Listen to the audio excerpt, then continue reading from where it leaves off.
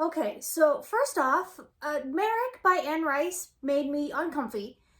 I knew why initially going in, but it's weirder than I thought it was.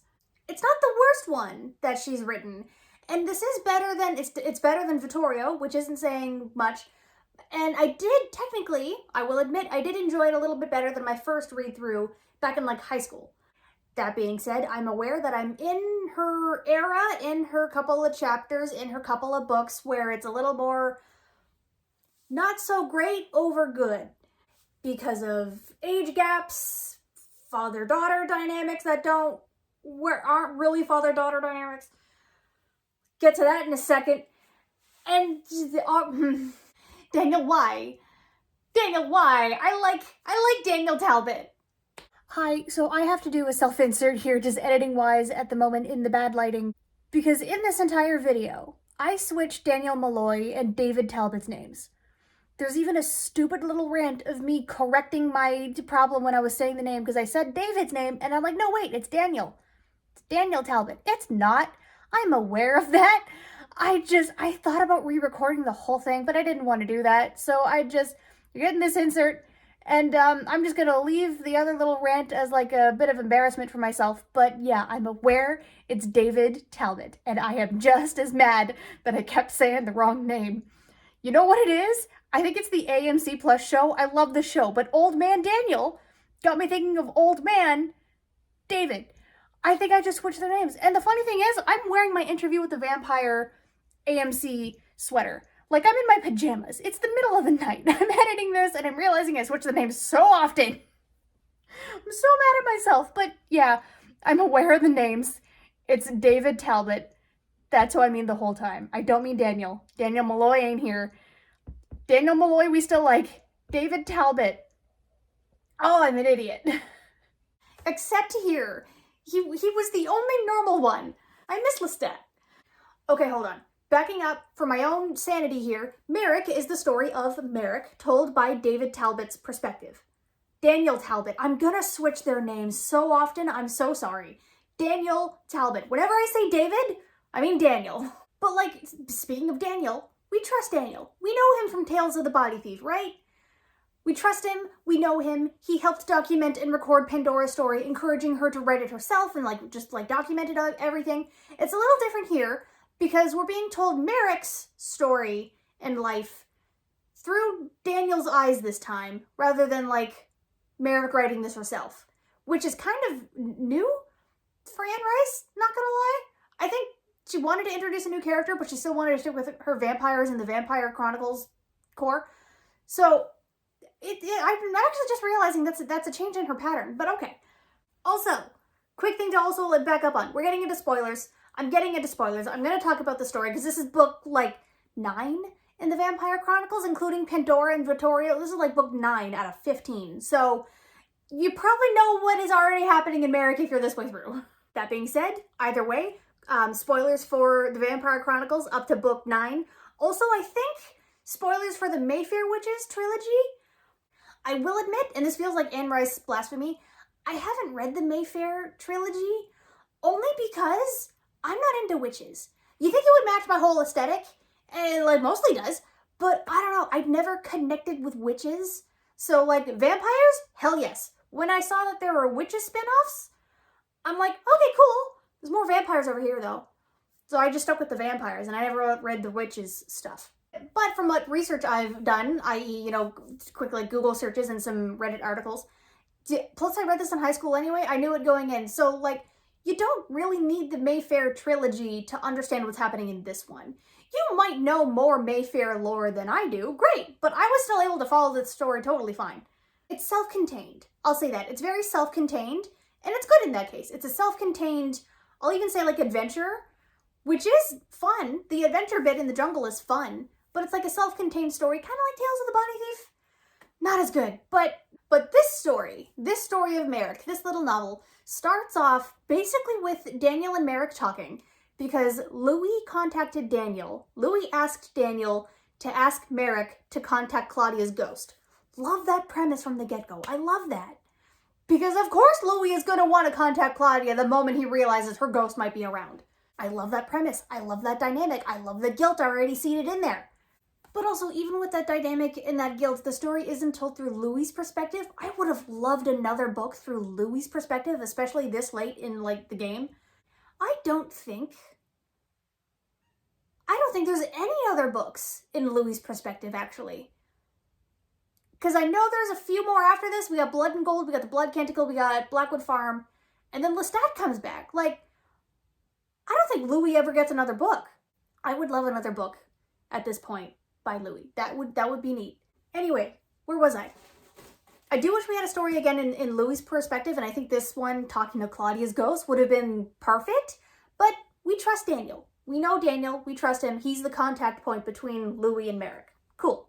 So Daniel is filling us in on Merrik, right? Her backstory, her grandmother, her whole family, how she even knows contacts in her family, and like all of that Mayfair stuff. Kind of condensed. Mayfair stuff, lore, is like hinted at, but like condensed, which I'm okay with. Also this cool adventure that she's like hinting at, and there's some like treasure that she's still kind of like looking for, but not quite looking for anymore, because she was a little girl when she initially went to go look for it. She was like 10, but she kind of knows where this like treasure is. But that all being said as well, when Daniel met Merrik, he was in his original human body. Because remember back in like Tales of the Body Thief, Daniel swapped bodies with the new young body with Raglan James. Whole bunch of stuff happens. Daniel trades in his old 70-year-old body, not exactly willingly, for the younger body, and then that body gets turned into a vampire. Daniel's a vampire in a new body. There's a whole thing. But originally, Daniel met Merrik in his original 70-year-old body. Or I should say 60 at this time. The timeline does matter, because when he meets Merrik, she's about 13, 14, young, and he's 60 or so. Case in point, where I was worried about like the age dynamics and the age gaps and the father-daughter-ness, he's 60 years old. She's clearly a minor. He's already like noticing aspects of her. I hate that. So fast forwarding a bit now, story happens, stuff happens. Merrik is about in her 20s now. Daniel is in his like 70s now. And there's a whole thing where Merrik was basically adopted and taken in by the Talamasca. And Daniel and a friend of his, an associate of his, who I think we met, I'll admit, don't remember the associate's name. But he was also basically a couple with Daniel in their human lives. They were cool. They were like the same age. But Daniel and Merrik had that father-daughter dynamic growing for 10 years. Every now and then, he's still noticing her. But at this point, Merrik insists that she needs to go back to this cave, back to this treasure that she always kind of knew about as a kid, and that there's these certain ghosts compelling her to go find this treasure, go find this thing. And that's really compelling. That's really interesting. I like the Merrik and her ghost plots. So she convinces Daniel to go with her for like safety, and because he'd also be interested too, but she insists he has to go with her mostly for like safety stuff and to like convince him that it's actually safe for her. Come with me and help protect me, keep me safe. The 70-year-old man in the jungle, okay. But that chunk while they're traveling, even like gathering information, there's some stuff that Merrik does to like get information out of her dead sister. It's just cool. And that chunk of them traveling and them going through the jungle and finding like these little villages and finding this temple and cutting through all the vines and finding this cave and seeing all the ghosts there and seeing the treasures that were left behind.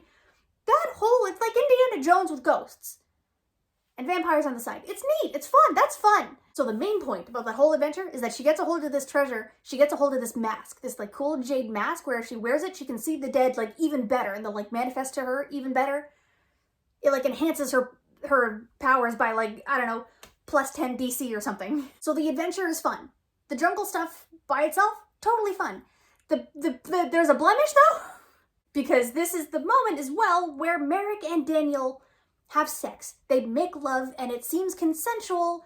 She's even spurning him on. But again, Merrik, honey, you knew this man for sure, like the 10 years, but you were a minor at the time and it was more of a fatherly figure, which is what I was supposed to be. And it just feels so awkward.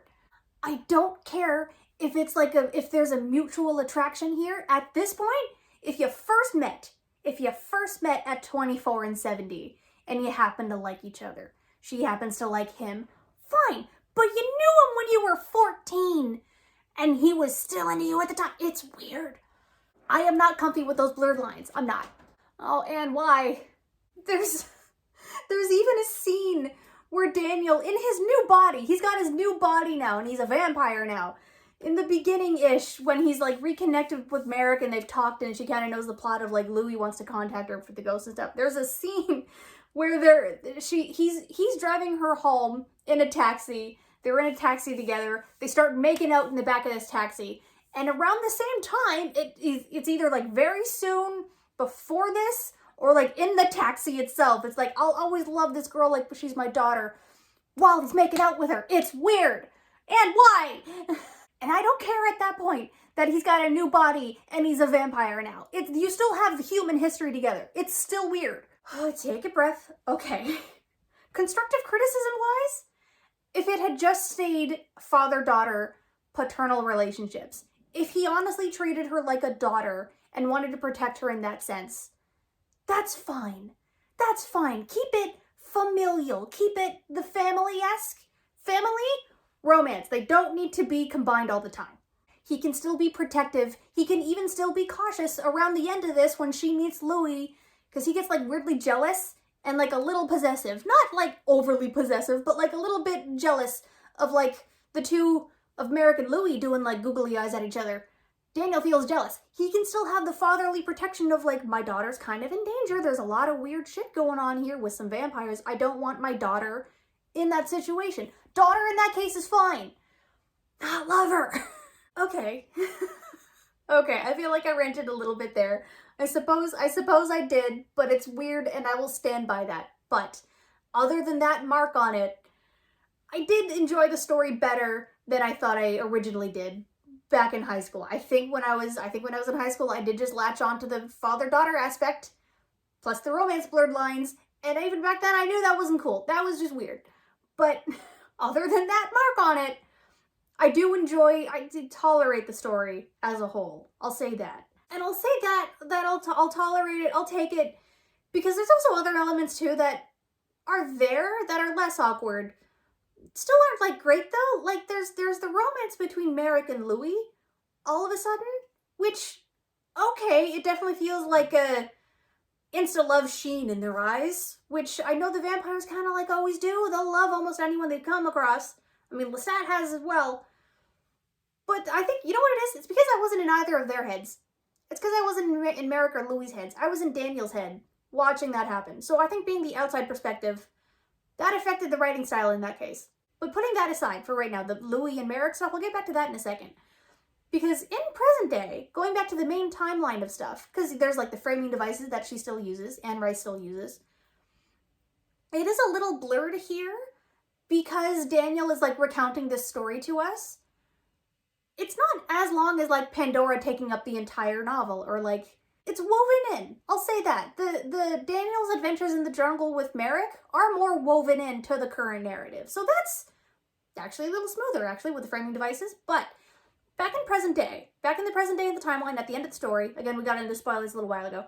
You remember back in Armand's book, Lestat woke up for a second? He actually woke up from his little comatose nap in that church because of Sybil's music. Her piano music kind of woke him up, and he actually walked over there to listen to the music.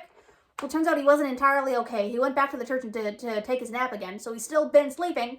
But now he's actually awake for a better, I'll admit, more compelling reason this time, although I will also admit there are trigger warnings in regards to suicide with this book, because Louis tries to kill himself. After a lot of things that, like, the ghost Claudia told him about, the scene with Claudia's ghost, that was awesome. But Louis obviously doesn't take it well. It does not go well. And Lestat wakes up to save Louis, to bring Louis back. That wakes up Lestat. That brings him back. Because of course it does. Anyone who hurts our little Louis, of course a Lestat is going to react to that. Step aside, Merrik. What the hell are you even doing here? He's Lestat's beau. But yeah, all of that happens, and Louis is okay. Lestat's awake. Louis is okay. He's more powerful now because he was woken up, saved by Lestat's uber-powerful blood. And one more point I will give this story as a bit of a praise is that the Talamasca actually do seem dangerous here. Bit of a tangent on my part, but yeah, switching over from like the vampires and their timelines, but to the Talamasca stuff, they do actually feel more dangerous here. And I think that's because were in Daniel's head. And he worked with them almost his entire life. He knows about the Talamasca. He knows what they do. He respects them more, so he fears them more. They actually do seem a little bit more dangerous. That was a nice change, because a lot of the vampires really don't seem to care about the Talamasca. They don't seem worried about that. Also, side note, bit of a tangent again. This entire story is a tangent, okay? I'm allowed this. Vittorio was more of a tangent than this, I'll give it that. But Merrik seems to have a drinking problem, and no one is worried about that. Neither of her dads, like Daddy Daniel isn't, don't call him that. Merrik clearly has a drinking problem.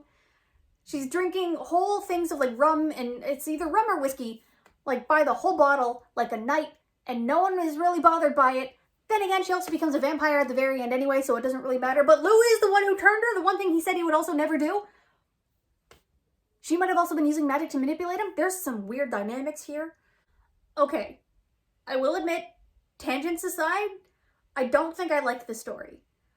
I do technically like it a little better than when I originally read it, and I do like it more than Vittorio. But overall, not my favorite. The Indiana Jones adventure getting the jade mask and the ghosts, that was cool.